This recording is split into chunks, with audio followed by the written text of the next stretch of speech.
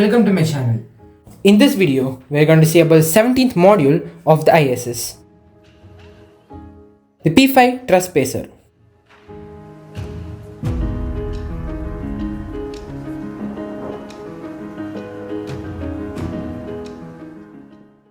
Let's start the video.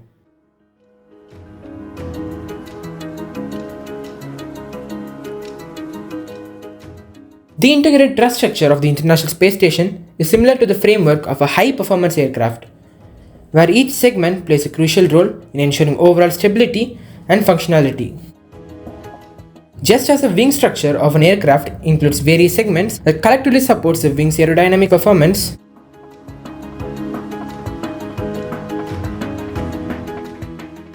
each truss segment of the ISS provides essential support and connection to maintain the station's structural integrity and capability. We have already discussed the P6, S0, S1, P1 and the P3, P4 trusses. In this video, we'll delve into the P5 truss, the fifth segment to be added to the ISS, which serves as a crucial spacer in the station's evolving framework. The P5 truss segment is a crucial structural component of the International Space Station. Its primary function is to provide the necessary spacing for the rotation and operation of the solar arrays on the P6 and P3, P4 segments. This spacing is essential to ensure the large solar arrays can rotate freely and capture maximum sunlight for power generation, which is vital for the station's energy needs.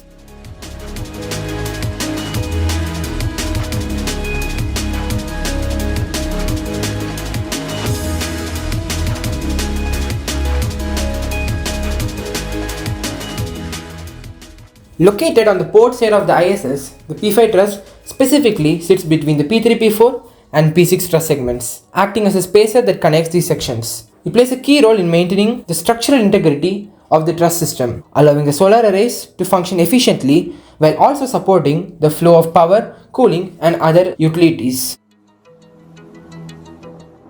Additionally, the P5 truss contains lines for ammonia circulation, which is essential for regulating heat. These lines transfer heat to the P6 truss radiators from the ISS pressurized modules and other segments. This process helps maintain proper thermal control on the ISS.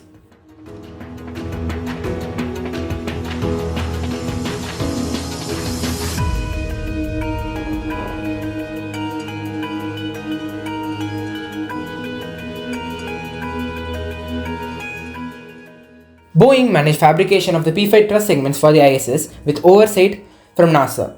NASA coordinated the development and installation of the integrated truss structure ITS, while Boeing was responsible for producing the P5 truss. McDonnell Douglas, now part of Boeing, contributed to the design, testing and construction. Fabrication of the P5 truss occurred at multiple locations: Huntington Beach, California, Michoud Assembly Facility, New Orleans, Louisiana, Marshall Space Flight Center, Huntsville, Alabama, with final assembly and checkout at Kennedy Space Center, Florida.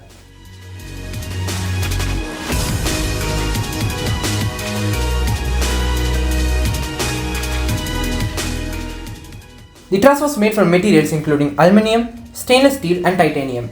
To protect against the harsh conditions of space, the steel components were coated with anodizing layers, which provide enhanced corrosion resistance and durability. This treatment was crucial to ensure the long-term integrity and performance of the truss in the challenging environment of space.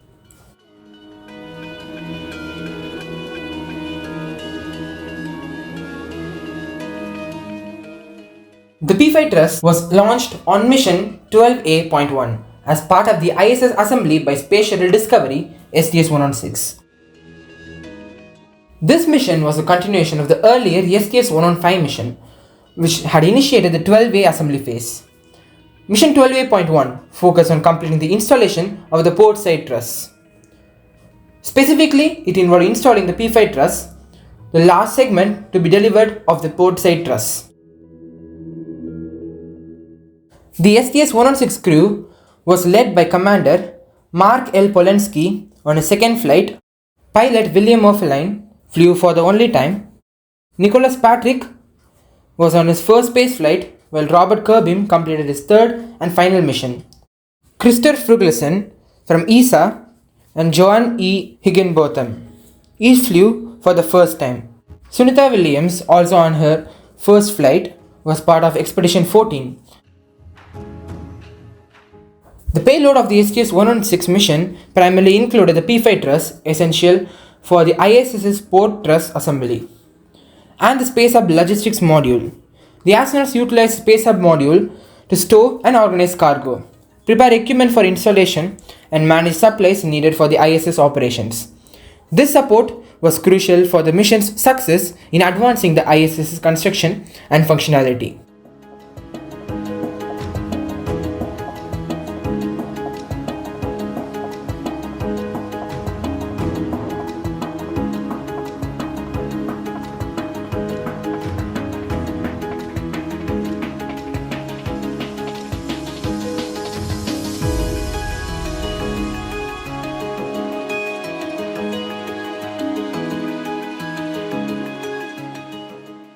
On December 9, 2006, the Space Shuttle Discovery launched successfully at 8:47 p.m. EST, lighting up the Florida coastline.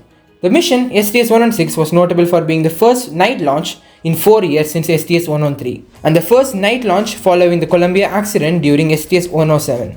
It was also the last shuttle flown from Launch Complex 39B.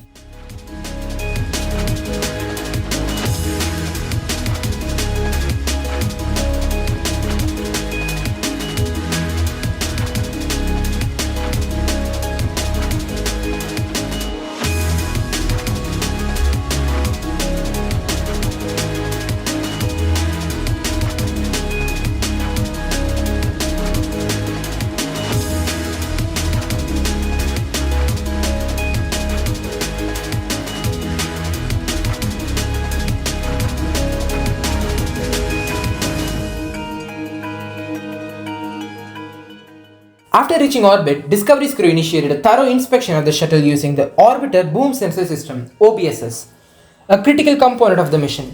The OBSS, consisting of a 50-foot beam attached to the Canadarm, was employed to inspect the shuttle's surface, including the leading edges of the wings and the nose cap. This inspection was essential for ensuring the shuttle's integrity before docking.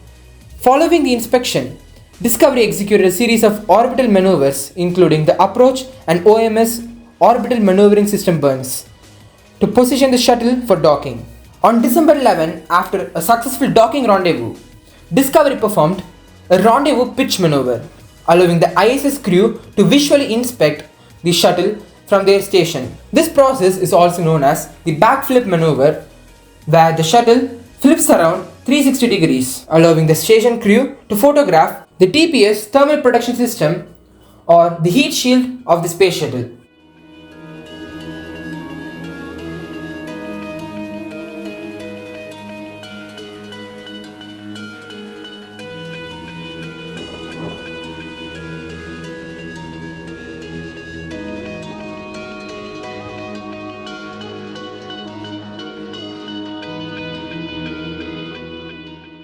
The docking was completed at 22:12 UTC, with the hatch between Discovery and the ISS opening at 23:44 UTC.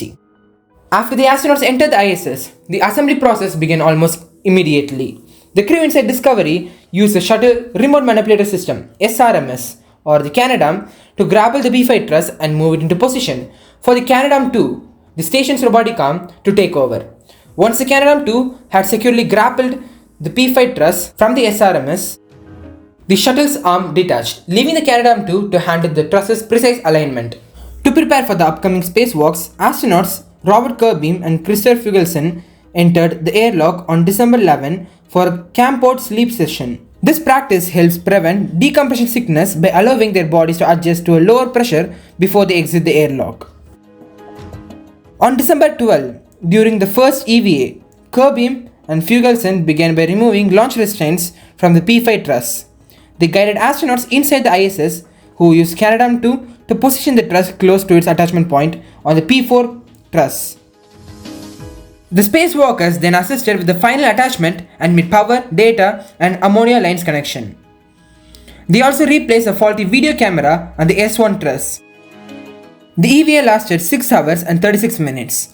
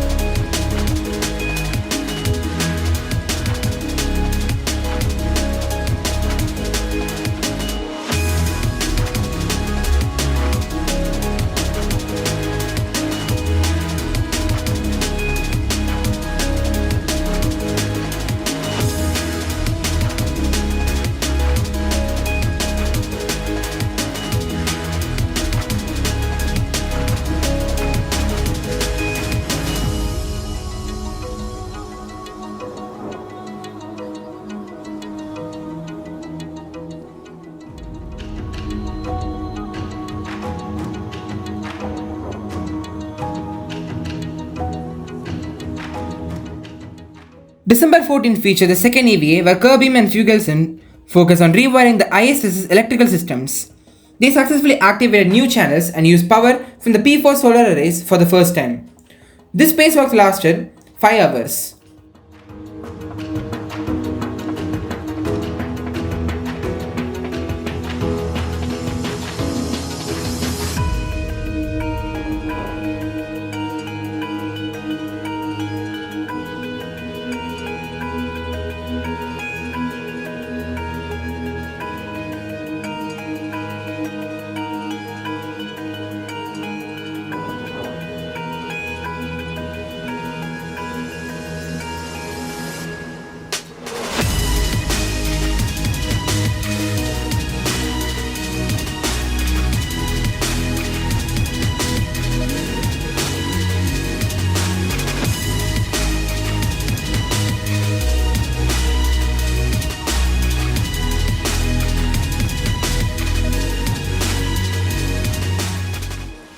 On December 16, during the third EVA, astronauts continued the rewiring work and addressed issues with retracting the solar arrays of the P6 TRUSS.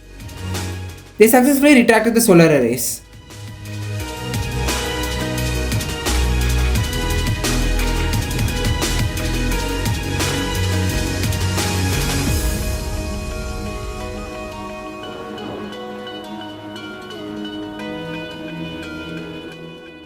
Throughout these EVAs, astronauts worked to ensure that the station's power systems and solar arrays were properly configured and operational.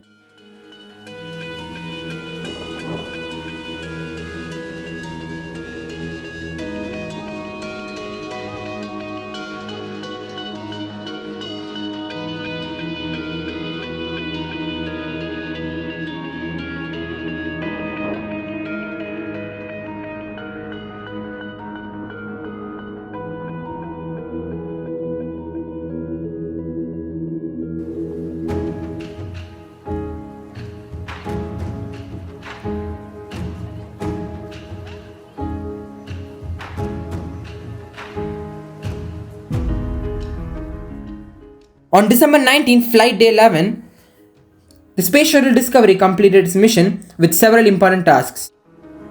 The astronauts first closed the hatches between the ISS and Discovery. An undocking occurred at 22:10 UTC. Due to the extended mission, Discovery did not perform a full fly-around of the ISS to film and photograph it, but only made a partial pass before the departure burn.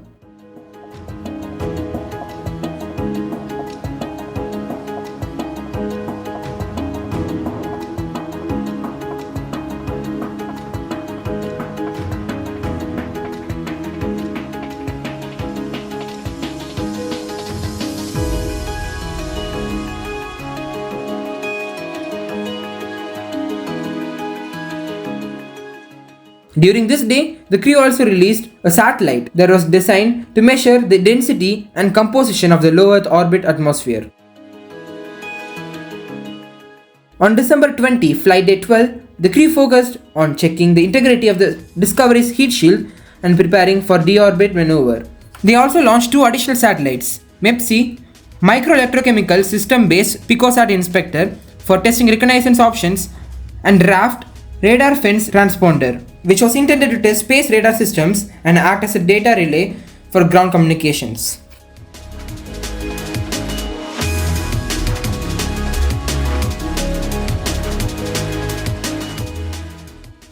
On December 22, Flight Day 14, preparations for landing finalized. Due to high crosswind at Edwards Air Force Base and adverse weather at Kennedy Space Center, the first landing opportunity was abandoned. However, the crew was able to reattempt a landing at Kennedy Space Center Space Shuttle Landing Facility. The deorbit burn occurred at 21:27 UTC and Discovery touched down at 21:32 UTC, just 30 seconds earlier than planned.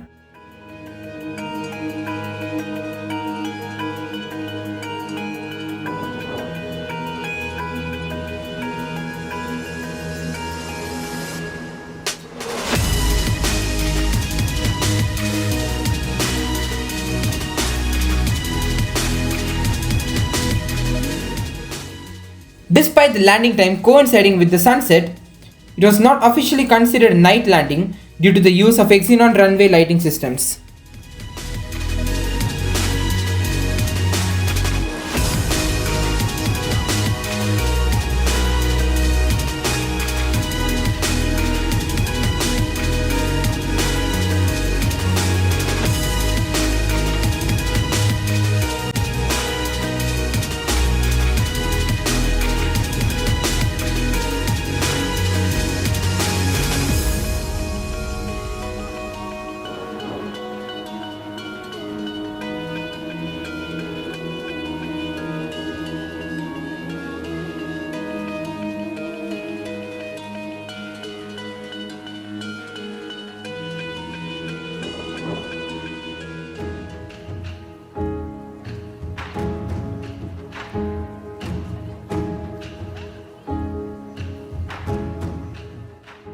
The P5 truss segment of the International Space Station ISS plays a crucial role as a structural component and spacer within the station's framework. This segment does not include complex systems like solar panels, as its primary function is to provide stability and connectivity for other components of the ISS. Now let's see about the parts in depth. Power Data and Grapple Fixture (PDGF). The P5 truss segment includes two power data grapple fixtures, PDGFs. These fixtures are critical for the robotic systems used on the ISS. The PDGFs allow the Canadarm2, the station's robotic arm, to securely grapple and maneuver the truss into its designated position. By providing secure attachment points for the arm, the PDGF ensures precise handling and placement of the truss, which is essential for the assembly and maintenance of the ISS.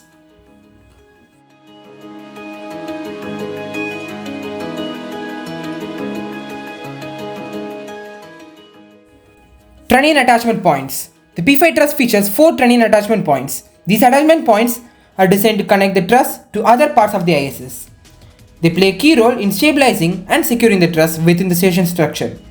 By evenly distributing loads and providing stable connection points, these trunnion attachment points can help maintain the overall integrity and stability of the ISS. Data, power and ammonia lines. The P5 truss is equipped with data, power and ammonia lines. The data lines facilitate communication between the truss and other components of the ISS, ensuring that information is shared effectively across the station. The power lines supply electrical power necessary for any systems attached to or interacting with the truss. The ammonia lines are part of the thermal control system, designed to manage heat by circulating ammonia to dissipate excess heat through the radiators, helping to regulate the temperature of the truss and other pressurized modules.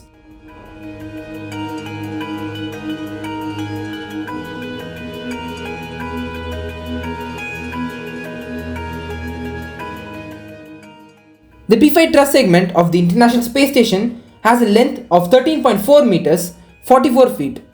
This significant length is essential for its primary role as a spacer, providing the necessary distance to properly position and align other components of the station. The truss's diameter of 4.6 meters, 15 feet ensures it has the appropriate width to support and distribute structural loads effectively. With a mass of 1,818 kilograms, 4,008 pounds, the P5 truss is designed to withstand the demands of space while maintaining its structural integrity, making it a critical element in the ISS architecture. In conclusion, the P5 truss segment is a pivotal component of the International Space Station's structural framework. Though it lacks complex systems like solar panels, its role as a structural spacer is fundamental to the ISS's functionality and overall design. The P5 truss's successful integration into the station represents a significant milestone in the ongoing development and expansion of this incredible space laboratory.